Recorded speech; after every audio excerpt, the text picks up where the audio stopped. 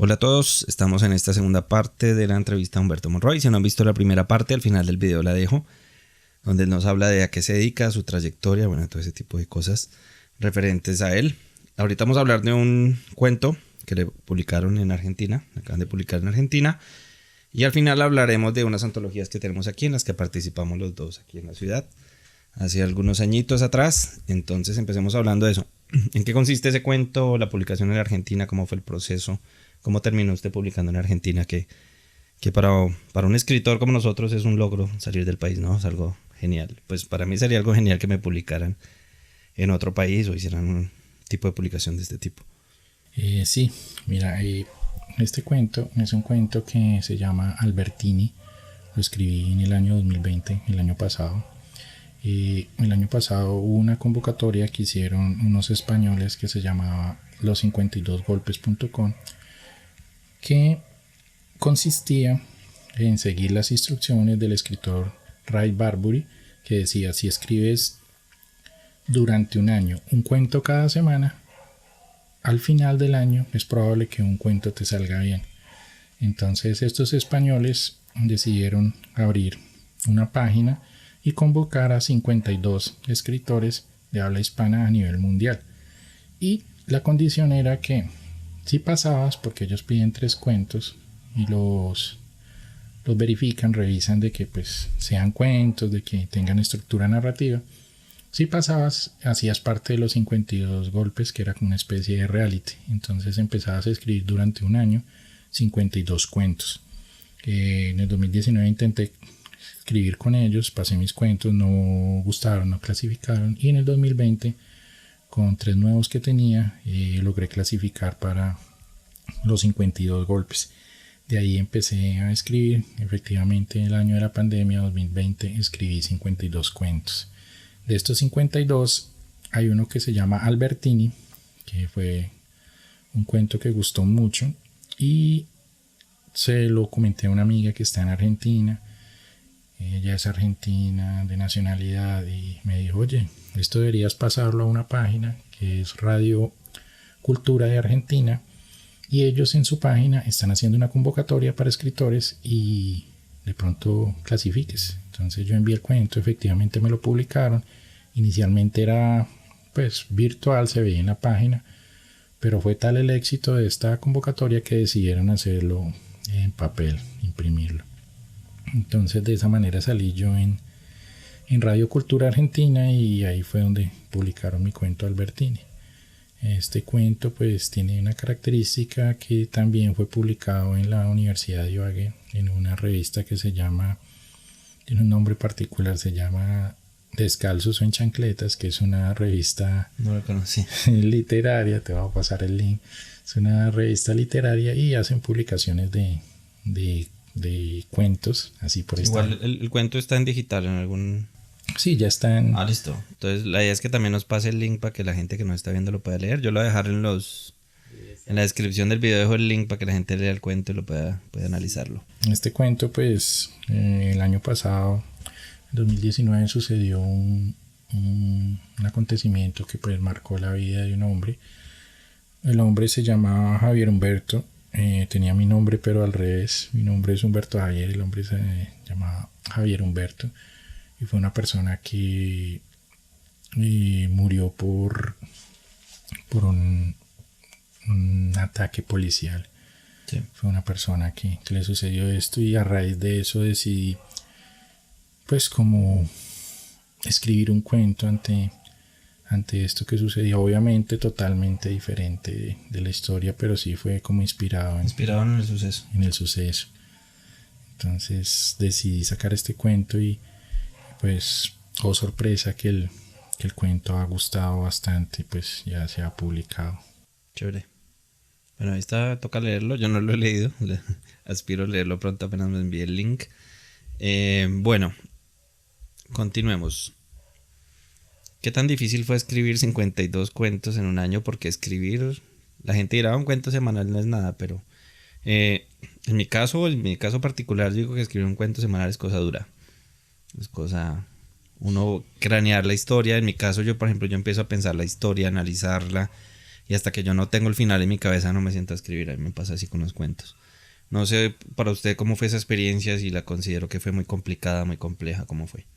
Sí, la verdad fue una experiencia que la última semana, el último cuento, yo ya no quería saber más de esta convocatoria y pues siempre he sido una persona responsable y yo dije no, esto es como una meta, es un reto, pero hubo días que sinceramente yo decía, ve, ¿yo por qué me metí a esto?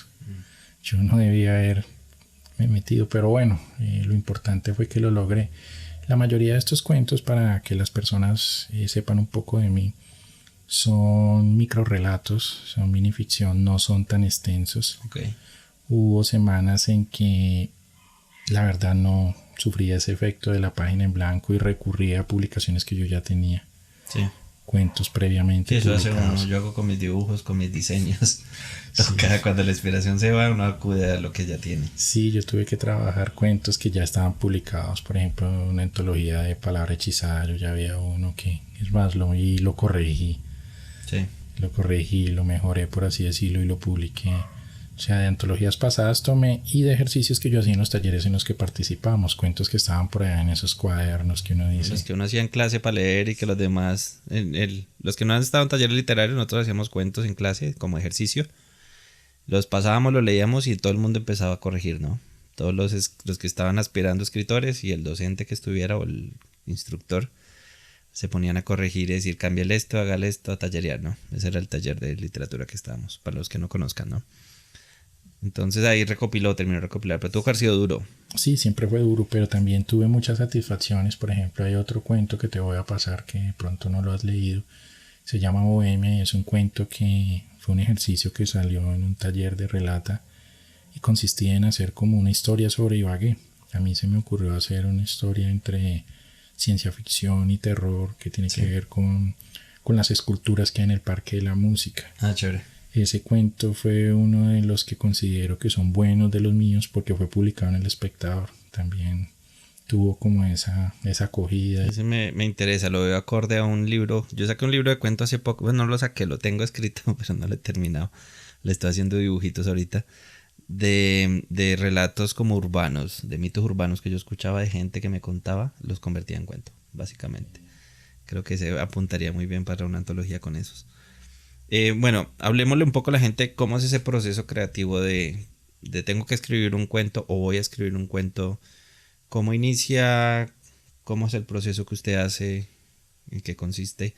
Y después nos habla de esa parte que yo la conozco muy bien, que es que yo volví a leer el cuento y lo corregí, pero bueno, a la gente explicarle en qué consiste esa parte de la corrección, ¿no? Pues en mi caso yo dejo descansar el cuento como 3 meses o un año y vuelvo y lo leo y uno encuentra errores por todos lados. Lo que en el momento fue una maravilla para uno, al año uno le encuentra cosas, ¿no? Entonces empecemos de esa parte, la corrección, ¿cómo es? En su caso. Bueno, en mi caso es un proceso y para los 52 golpes fue algo que era muy encima.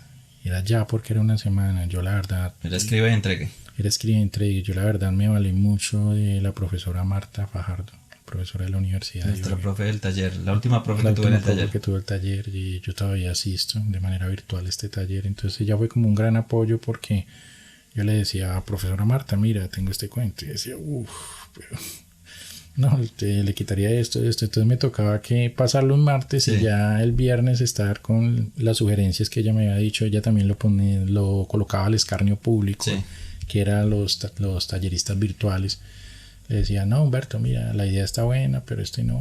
Hubo casos en que yo estaba muy asustado porque tenía que entregar el sábado ya, que el domingo se cerraba la página y se quedaba uno con un cuento menos, no llegaba a los 52.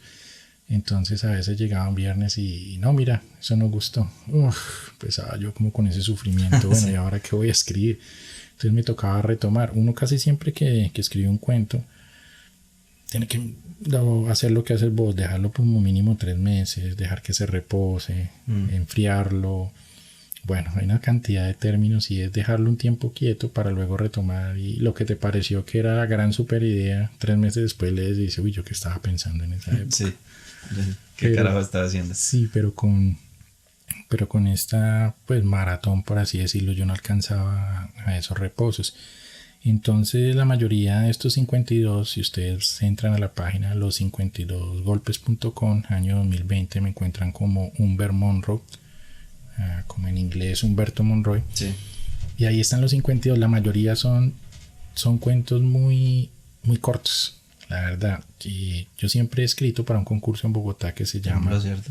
Sí, un concurso que se llama Bogotá en 100 palabras. Sí. Entonces se vuelve uno un artista de las 100 palabras. Lo que alcance a contar en 100 palabras. Es un ejercicio complejo, pero cuando lo logra uno desarrollar o cuando se entra uno en este ejercicio de la escritura, entonces empieza uno como a sacar esa habilidad, como que dice, yo sí podría, y la verdad lo logré. También me sirvieron mucho unas antologías de cuento corto, que hubo recopilaciones en Argentina, que me las pasó la profesora Marta Fajardo. Yo las leí y claro, me daban muchas ideas.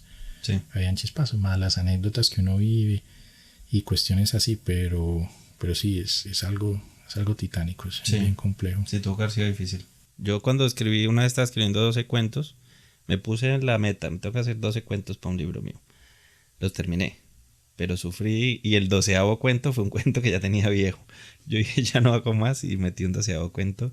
Y es duro, el proceso es duro, al final uno como que quiere descansar unos días. Bueno, es como cualquier labor, cualquier trabajo que uno hace. Cuénteme, entonces cuéntale a la gente cómo es el proceso creativo, qué le aconseja a la persona qué hacer para escribir un cuento, cómo arrancar, cómo es ese proceso creativo suyo. Bueno, el proceso creativo mío siempre, yo me he basado mucho pues en la técnica, en teorías y en las lecturas previas. Y para mí siempre son un personaje que arranca en un estado A, por así decirlo, vamos a hablarlo matemáticamente, un estado A y pasa a un estado B. Uh-huh. O sea, el personaje siempre tiene que sufrir para mí una transformación. Okay. Es el proceso creativo, y pues ahí hay mil historias, ¿no? Que le suceden en la familia, que le sucede algo. Juanito lo mandan a la tienda y lo atropella un carro. Bueno, es una situación A y pasa la situación B. Algo. Y solucionando cosas. Sí, solucionando cosas. Entonces ahí ya se tratan temas humanos. El arrepentimiento del que lo envió, tenía que hacer el mandado, era el hermano y no él. Sí. La mamá, porque no fue ella misma y de paso traía una canela que hacía falta. O sea, empieza como esa culpa. Empiezan todos los sentimientos que también juegan. Pero lo principal que se basa en la microficción son en acciones. Al personaje le pasan cosas, son acciones. Y las acciones tienen que ser discientes. Siempre hay una segunda historia, algo oculto que lo deja uno pensando, bueno, ¿y por qué pasó esto? O sea, siempre hay algo que... Como que se trata de mantener la intriga del lector, sí, para que se quede. Exactamente. Y el lector siempre tiene que como que develar una segunda historia. Y dice, pero he tenido casos como en Albertini, que me han escrito amigos y me han dicho, oiga, pero ¿se salvó? ¿No se salvó? ¿Qué pasó? Quedan como, ustedes miran. Sí, ahí está. Sí, ese es como el proceso creativo. Es un proceso creativo que nace, yo creo que todos lo llevamos adentro y es que desarrollarlo, y es que todos hemos vivido mil situaciones, mil historias. Sí. Si no las hemos vivido, le han pasado a un hermano, a un primo, a un amigo, a un conocido, a una persona X. Entonces siempre hay algo que narrar. Es complejo, sí, porque hay que acomodar la historia, hay que tener las palabras precisas, salirse de... Ya la cuestión de ingeniería de escritor, sí, por decirlo de alguna manera. Así. Y pues esa se desarrolla también mucho con la práctica, con la lectura sobre todo. Sí, sí, eso es cierto. Leer, practicar. Y bueno, esto, creo que usted tocaba un tema ahorita que me interesó mucho, es que lo de los 52 golpes, ¿no? Que de 52 uno sale bueno. Creo que eso aplica para todo. En mi caso, cuando yo dibujo, diseño, cuando tomo fotos, nomás los fotógrafos saben que tienen que tomar 100, 200 fotos para sacar 5, seleccionar 5 de una modelo que funcionen. Creo que en todas las áreas es así, ¿no? Entonces siempre es bueno como decirle a la gente, y creo que es un consejo que yo doy siempre, es que si el cuento no gustó, no se desanimen, escriban otro y hagan otro y hagan otro y esperen, y en 3 meses corrijan el primero. De pronto puede ser algo bueno, ¿no? Y que lo tanteen con diferentes públicos, ¿no? También sería como interesante. ¿En tu caso tantea también con público o solo con escritores? En este caso pues con talleristas y algunos amigos que ya no van a talleres, pero que han tenido también sus reconocimientos en la escritura. Y pues estos 52 había una manera de tantearlos, y era que el público los leía. Algunos dejaban comentarios. Me gustó un comentario en uno que una chica por ahí Argentina me dice: sos machista bárbaro. Entonces queda uno como, uy, se me hace, ¿qué pasó? O sea, ¿cómo lo están leyendo? Son las distintas lecturas que dan las personas a través de cada persona, ¿no? Exactamente, de su mundo, su idiosincrasia, su visión. Entonces es interesante, había gente que lo compartía, había gente que decía: uy, seguro que usted no me conoce, esto pasó. Entonces empiezan se identifican, entonces dicen: no, bueno, estoy llegando a un público. Y eso tenía unas estadísticas. Cada vez que entraba alguien a la página y miraba o leía mi cuento, si fuera por accidente y no lo leyera, pero al haber cliqueado se activaba un contador. Entonces pues alcancé cifras en algunos cuentos que yo decía: uy, este cuento debe ir como para una antología porque tiene hartas reproducciones. Una buena manera de medirse. Sí, realmente. Esa era como la... ¿Cuántos escritores habían en esa? 52. 52 escritores. Que escribían 52. ¿De Latinoamérica o de todo el mundo? De todo el mundo. Habían chilenos, tuve gente muy buenos, Luciano Caterpillar, una pelada que la están publicando mucho, Luisa Ferreira. Bueno, había gente, unas plumas fuertes. Cuando yo me di cuenta que en el 2020 yo había quedado con un grupo de escritores muy buenos, siempre sentí como algo de incomodidad, como que yo dije: uy, esta gente, había gente que entraba y la primera entrada ya tenía 150 lectores. Entonces yo decía: uy, tenaz. Cuando yo empecé a escribir, pues yo les digo la verdad, yo escribo como... Ya tenían público ellos. Ellos ya tenían público porque eran muy conocidos. Cuando empecé a sacar mi primer escrito, lo había realizado yo para Bogotá en 100 palabras, que se llama Un día más, que es una historia de una enfermera que tiene un turno el fin de año, está en cuidados intensivos y a cada paciente le aplica una inyección de unas goticas de vodka en el suero. Pues es algo así como bien macabro. Y cuando me empezaron a leer, vieron que pues yo tenía como ese estilo entre policíaco, negro, como algo oscuro, y empezó a gustar. Yo publicaba un cuento y yo veía el fenómeno, que no acababa de subirlo a Face, cuando yo ya tenía 28, 30 lectores, y yo decía: uy, los mismos compañeros estaban esperando a que yo publicara para leerme. Ya de ahí empezaba la gente que me leía en el Face, la gente que entraba al muro. Cogiendo la gente el ritmo. Sí, entonces mis cuentos llegaban a tener 500 algo de lectores, que pues era bueno. Sí, lo que le pasa a uno cuando empieza a explorar autores, ¿no? Sí. Le gusta a un autor y empieza a coleccionar todos los libros de ese autor, etcétera. Bueno, hablemos de trabajos que hemos hecho. Tenemos estos 3 libros: Palabra hechizada, no sé si se vea bien, bueno. Sí.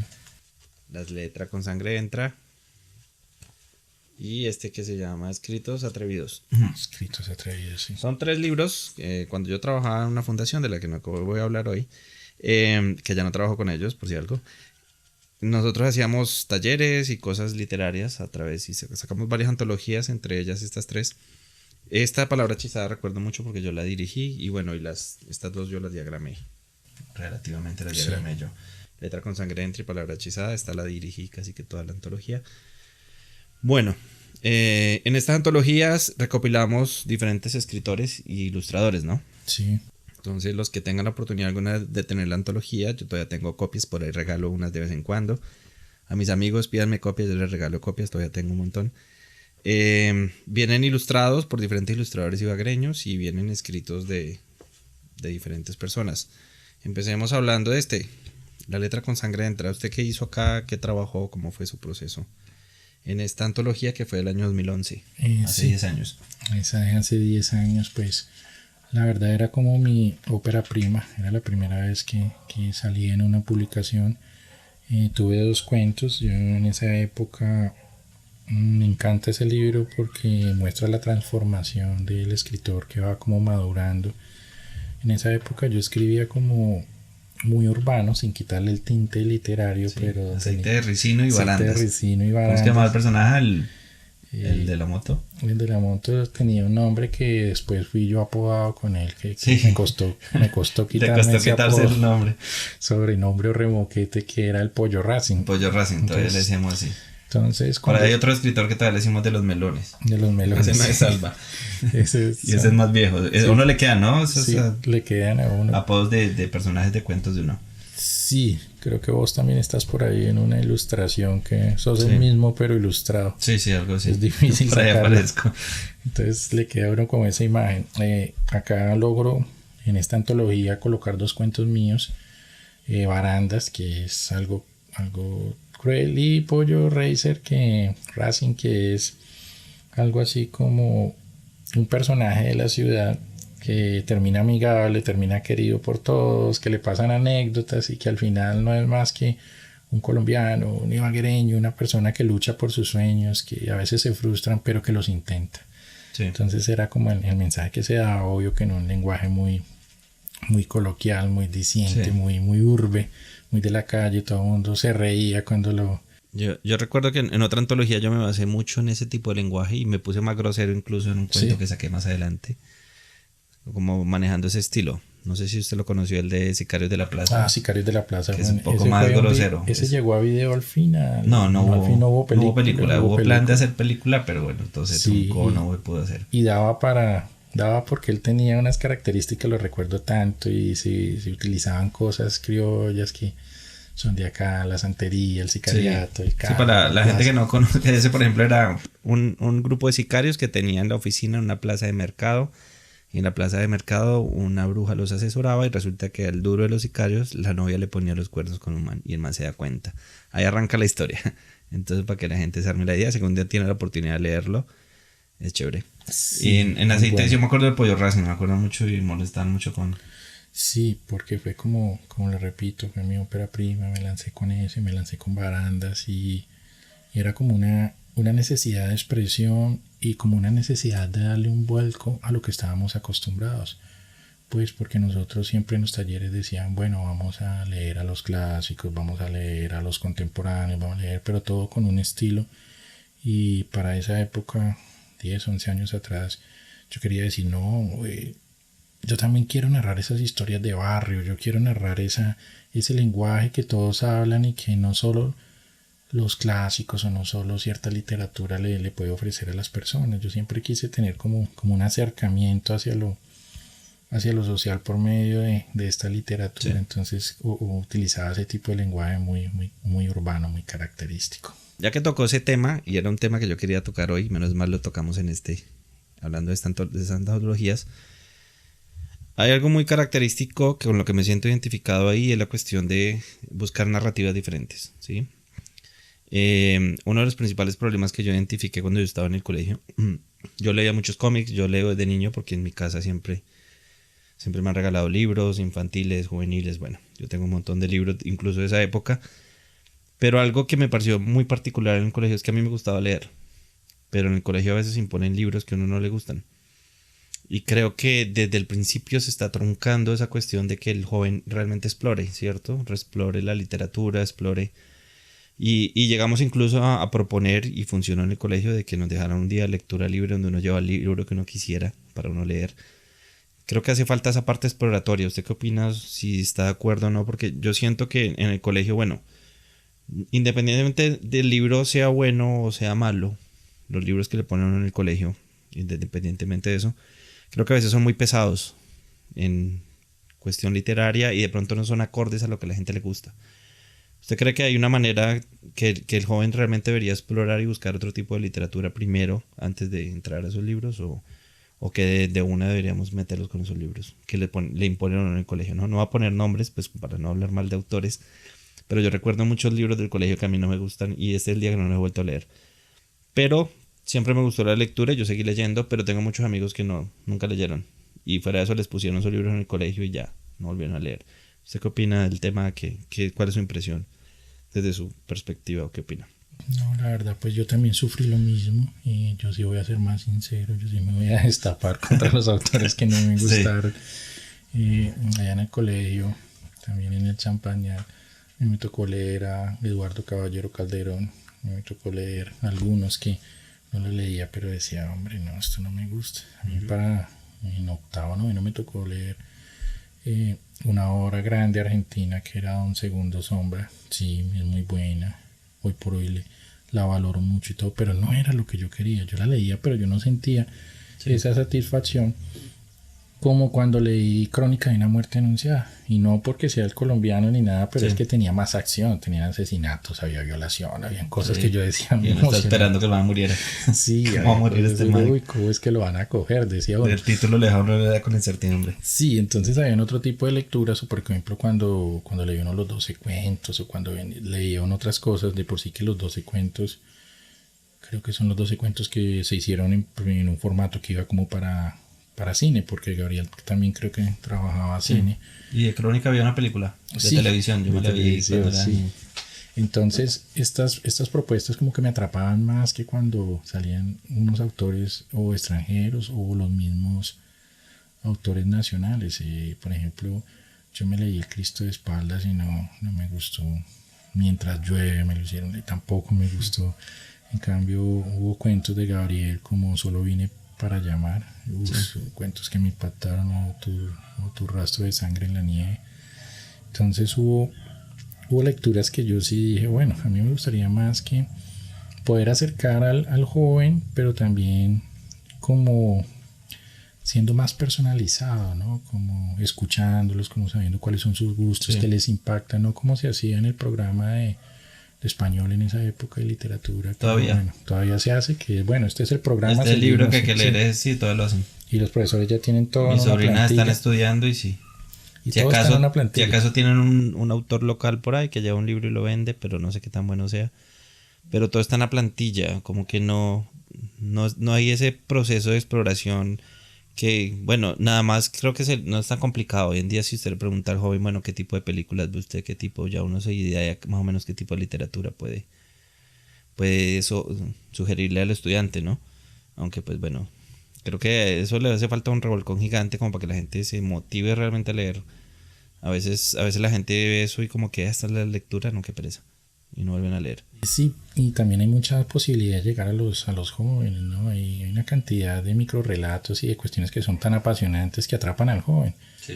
Y el joven es muy curioso, casi siempre subestimamos al joven, al estudiante, porque decimos, no, es que esta nueva generación solo escucha esto, solo hace esto, son flojos, pero no, tienen gran potencial. Lo que sucede es que no tenemos a veces las herramientas especializadas para llegar a ellos, y a veces no los escuchamos. Simplemente lo que vos dices, seguimos la plantilla del curso lector. Este es el curso lector durante el año 2021. Esto lo da Santillana o lo da cualquier otra de las empresas editoriales con que el colegio tiene su negocio. Y de ahí se sigue y no hay cambios. Y los profesores a veces son poco críticos. Ellos siguen la plantilla, están cansados, y ya en español lo dan en 5 cursos en la mañana, 4 por la tarde. Entonces siguen la plantilla y les queda como más fácil. Y por no leer otro libro, el libro que ya conocen. Sí, el que ya lo conocen y les saben la página. Y dicen, no, porque en la página 75 sucede. Pues, 20 años hablando del mismo libro, sí. Sí, entonces, exactamente. Qué pena ser así, pues tan crítico. No, pero es la realidad que no nos son toca, todos ¿no? los profesores, me disculpan. Sí, no son todos los alumnos, pero hay casos que ya uno como que conoce. Pero sí incentivar a la gente, ¿no? Yo creo que sería bueno que se motivaran, y la gente que nos está viendo y no lee, creo que hay muchos géneros de todo. Sí. De lo que usted quiera saber, leer, lo que a usted le guste en cine, de eso hay un libro referente o que habla de un tema parecido, similar, con el mismo lenguaje. Entonces es cuestión de buscar. Creo que si uno se pone a buscar, que es lo que uno realmente hace con los años, uno encuentra autores. Yo, por ejemplo, ahorita compro 2-3 autores que estoy coleccionando ahí porque me gusta cómo escriben, cómo trabajan, y me siento a leer incluso, y el libro puede ser de 2000 páginas y uno no quiere parar. Porque hay libros que uno empieza a leer y uno como que va a parar un rato. Entonces uno encuentra muchas cosas como interesantes, y la cuestión es explorar y buscar, ¿no?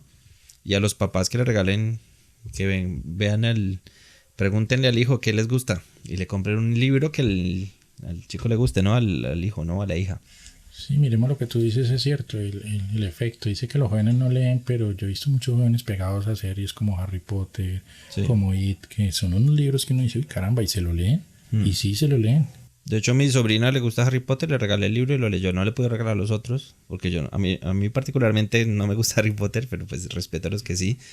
Y le estoy regalando los libros y voy en el primero apenas. Pero pues siempre es bueno y que ellos se pongan a leer. Y si les gustó otra película que no me gusta, que les gustó Crepúsculo y están leyendo Crepúsculo, bueno, tengan los libros de Crepúsculo y lean. Por algún lado uno empieza a leer y después uno va buscando otro tipo de lectura y así va empezando uno. Es el camino. Como la práctica de ir llegando a algún lado por algún lado.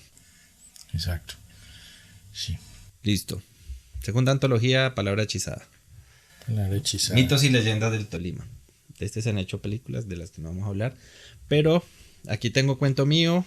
Ajá, muy bueno. Ilustraciones mías no hay porque yo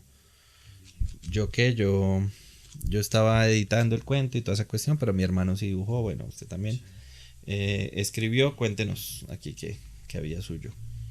Bueno, en esta antología pues fue como hicimos un cambio. Digo hicimos porque lo que propusiste esa vez era como tomar todos los mitos que habían y convertirlos en literatura, convertirlos en un cuento. Cada uno pues se encargó de uno en especial. A mí me tocó el fraile y pues todos coincidimos en que estos mitos se podían volver un cuento, se podían volver literatura y efectivamente tomamos el mito como referencia. Sí. Y creamos la historia, ¿no? Básicamente. Y fue pues muy bueno, fue premio, beca de Ministerio de Cultura. Sí, este fue beca del 2013, el otro era 2011. 2011, sí, entonces fue algo que resultó que fue algo muy creativo, sí. Se ocurrió esa idea y bueno, volvamos este mito en literatura y funcionó de verdad que sí. Entonces, un buen recuerdo de esa antología. Entonces, no. ¿Qué recuerda del mito o como para que la gente lo conozca? Bueno, el mito del fraile lo escribo más o menos situado como en Armero, Guayabal, para darle Armero, antes de ser Armero, Guayabal, que era Armero, como para darle ese misterio precisamente para una Semana Santa. Un señor que tenía pues, su negocio cerrado, tenía una cantina, lugar también como de lenocinio, pero nadie se acercaba ni salía en la noche al pueblo porque había un espanto, un fraile que espantaba, era un fraile que estaba condenado precisamente por haber sido un sacerdote, dedicarse al juego, al licor y a las mujeres, estaba penando. La manera como se desarrolla el cuento es basado en esa historia. Sí. Y al final, pues un profesor de matemáticas muy, muy dedicado al alcohol termina salvando el pueblo porque hacen una apuesta con el fraile y efectivamente pierde. Entonces se le llevan a esta persona y el espanto se va con él. Entonces fue como resolvimos ese mito del fraile a través de la literatura. Aquí tenemos el otro. En pues creo que este es el que menos recuerdo yo, que se llama Escritos Atrevidos. Escritos Atrevidos, sí. Ya era una parte en la que yo estaba en la empresa, pero yo no metía mucho la mano en los proyectos. Entonces habían otras personas trabajando, pero sí cuento mío acá. Cuénteme aquí qué recuerda de esta antología. Esta es de él. Primero. Este es del 2015, creo. No le pusieron ni el año. Sí, 2015. Por aquí dentro debe estar. Como no la diseñé, no sé dónde está. 2015, sí. Sí. No lo diseñé yo. Este libro, pues ya vienen 2 antologías anteriores donde participo. Esta es la tercera. Acá ya tengo como un grado de madurez en tanto la escritura. Ya esta historia es más compacta, es más diciente. Escribo desde otro género. Escribo desde una mujer que se dedica en las noches al striptease, trabaja como stripteasera, pero que la Venus Simple. La Venus Simple se llama, pero que desde niña fue muy buena para las artes, sabía dibujar, sabía pintar, pero pues nunca llegó a esto. Lo máximo que llegó de su trabajo fue a hacer el striptease, a ser valorada por su cuerpo, por su belleza, por la capacidad de desnudez, pero no por realmente los valores o el arte que ella poseía. Entonces fue siempre como una persona frustrada. Ella en el cuento hace un recorrido en Ibagué por la calle Tercera hasta que llega a una papelería del centro a comprar un lienzo, unas acuarelas porque quiere hacer un dibujo. Efectivamente esa noche se dedica a dibujar, esa noche no quiere trabajar, está aburrida de su vida, entonces esa noche se hace un autorretrato y pues a medida que va pintando lo va acompañando de unas copas de ron, pues se dedica a beber mientras hace su retrato, mientras pinta. Cuando termina su cuadro pues siente que no tiene como esa vida, es como si fuera la vida de ella, está muerta, está fría. Ese cuadro pues no refleja lo que es ella y entonces decide cortarse las venas y terminar de pintarlo con sangre. Y ahí sí le da como esa vida, aunque ella muere. Entonces es como esa historia ya más madura en cuanto a escritura, ya con esa. hice el remate, pues aprovecho el remate de ese libro para decir que, pues, que hace tiempo no era publicado hasta este año, que se fue publicado en Argentina. Ya llevaba como 6 años que no aparecía en una antología de papel. Imagínese. O sea, siempre se demora el proceso creativo, Sí. pues para los que nos están escuchando, que a veces Sí, no, piensan y que es piensan fácil. que es fácil, no. Vamos a salir una publicación, mira, del 2015 hasta ahora 2021 he vuelto 6 años. a aparecer. Yo no he vuelto. Esa fue la última mía. Y sin embargo no he dejado de trabajar. Todo este tiempo he trabajado, Sí. asistido a talleres, he escrito, pero no. Lo mismo, yo escribo y uno empieza y participa aquí y allá y no ha vuelto. Y rara vez le pega a uno. Yo soy de los que escribo a universidades, escribo cuando hay concursos, escribo a Bogotá en 100 palabras, escribo al Felipe, Festival de Literatura de Pereira. Escribo a varios concursos, mando mis cuentos y todo, y a veces no. Y pues, como digo, lleva ya 6 años y pues afortunadamente este año se dio con Radio Cultura de Argentina, que vuelvo a aparecer en papel. Sí. Bueno, ¿qué proyectos tenemos a futuro? Tenemos Para concluir ahí. Para concluir, sí, bueno, pues tenemos... Hablemos de qué planes tiene en cuanto a literatura, en cuanto a todas esas cosas. Bueno, en cuanto a literatura, estoy por participar en una convocatoria, pero ya con un libro completo. Estos 52 golpes me han dejado 52 cuentos, de los cuales estoy eligiendo más o menos unos 20 a 24, más o menos, para participar con una antología. Antología, ok. Ya completa. ¿En convocatorias o...? Sí, en convocatoria ya. Yo tengo la mía, pero no. Todavía El tema no pega. El tema no ha pegado. No, pues no sé. Pero yo sí lo voy a publicar, yo la estoy ya dibujando y eso. Ahí vamos. Tenemos que hablar y sí. intercambiar cuentos, que es lo que hacemos a veces los escritores para dar opiniones y de pronto armar proyectos ahí en conjunto. Claro sí. Ok, la antología, bien. ¿Novelas? ¿Has escrito novelas? No, mira que de todos los géneros, no sé, creo que entré al cuento y no he podido salir de él y me quedé y pienso que no voy a salir de él. Me fascina bastante. Hay que aclarar que a veces la gente dice, bueno, un cuento es corto, no demora, pero es de los géneros más complejos que hay. Sí, es complejo. En la literatura. Entonces, pero es algo que me fascina. Yo leo muchos cuentos, es más, todos los libros que yo compro los compro de cuentos. Casi no compro novela, no consumo novela. Yo sí, de ambos. Y estoy escribiendo una novela, pero hasta hace 15 días, llevo 5 años escribiéndola y hace 15 días me ocurrió el final. Y la tenía pausada hasta que no me ocurriera el final. Ya, bueno, pero ya has avanzado. Ya estoy retomando, sí, ya desde que yo tenga el final claro, todo empieza, el camino empieza a vislumbrarse más fácil. A mí lo que me dificulta es el final. ¿Qué me pasó con Sicarios? Sicarios de la Plaza, para la convocatoria, eso fue por una convocatoria. Yo empezaba y yo ya tengo todo, no sé cómo terminar. Yo no sabía ni dónde ubicar los sicarios, ni cómo terminar el cuento. Y un día, el último día, el día de la entrega, siempre le pasa a uno el día de la entrega. El día de la entrega en la mañana mi mamá me llamó temprano, venga, acompáñame a la plaza. Y me senté yo en la plaza a ver las cafeterías y yo dije, aquí fue. Y ahí surgió Sicarios de la Plaza. Vi una señora que yo siempre tenía vislumbrada ya, y está la señora, es una bruja. Sí, donde viene como las hierbas y todo eso. Y ya, ahí quedó la historia así. Y así se armó el final y me imaginé el final y ya creo que fluye. Y hay momentos como que uno se queda en el nudo o a mí el final es el que me dificulta. Que yo considero que el final debe ser chévere, ¿no?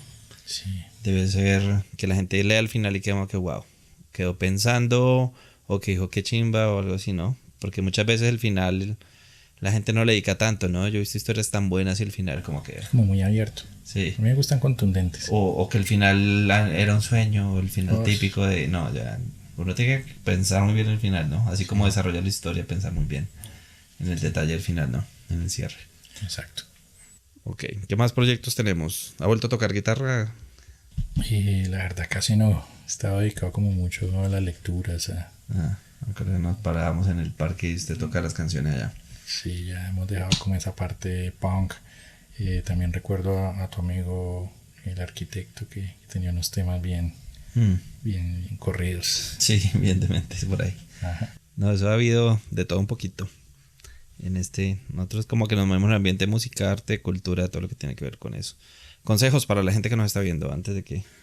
Bueno, uno de los consejos es que, sobre todo, que hay que creer en los proyectos que se hacen. Si tienes un proyecto de una novela, de una poesía, de un cuento, en cuanto a literatura, que es la parte que podría aconsejar, no dejarlo atrás, empezar a escribirlo, como lo decías tú acá al principio del programa.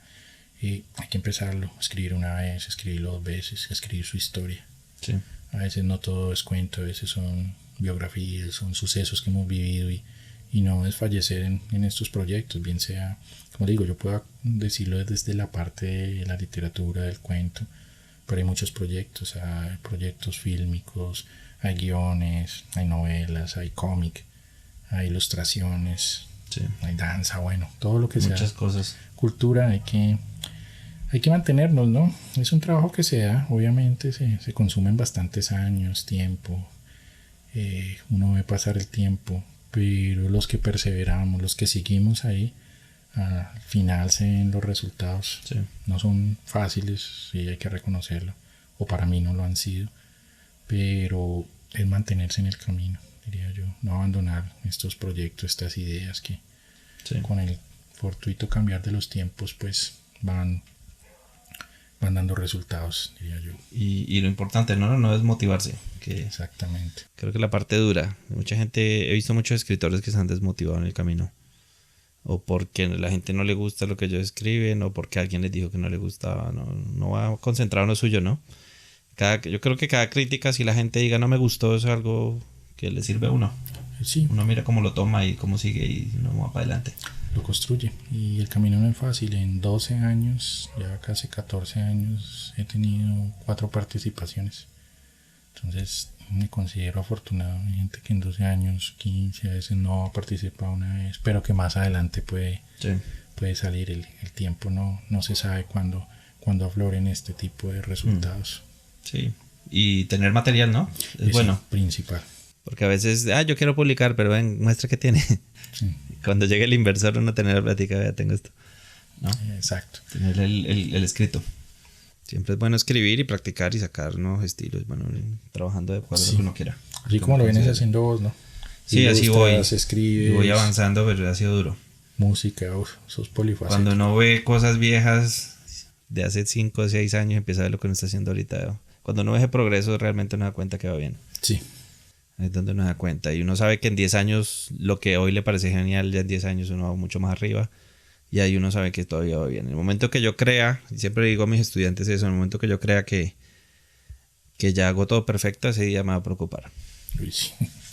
Creo que uno está aprendiendo todo el tiempo y uno va mejorando y progresando. Y pues esa es la idea, ¿no? Sí. ¿Listo? Humberto, muchas gracias por venir acá, por atender esta pequeña entrevista, que esta segunda parte quedó como de 40 minutos, pequeñita no es. Uno se alarga, uno se pone a hablar y se alarga. Las charlas de cultura y de literatura son así. Gracias por estar con nosotros y bueno, espero en una próxima oportunidad tener la oportunidad de sacar proyectos, que hemos planeado varios, pero no hemos hecho ninguno hasta ahora. Pero sí tenemos unos planes ahí para sacar adelante, que seguro los vamos a hacer. Y bueno, seguir en lo que estamos, ¿no? Ok, gracias a vos por invitarme a este importante programa y por dar a conocer mi trabajo. Vale, ahí estamos. Recuerden que en el link, la descripción del video está el cuento para que lo lean. Y ya, y ahí les dejo la primera parte de la entrevista al final de este video para que la vean, para que conozcan quién es Humberto Monroy, a qué se dedica y cuál es su profesión. ¿Listo? Gracias a todos. Nos vemos en una próxima oportunidad. Bye bye.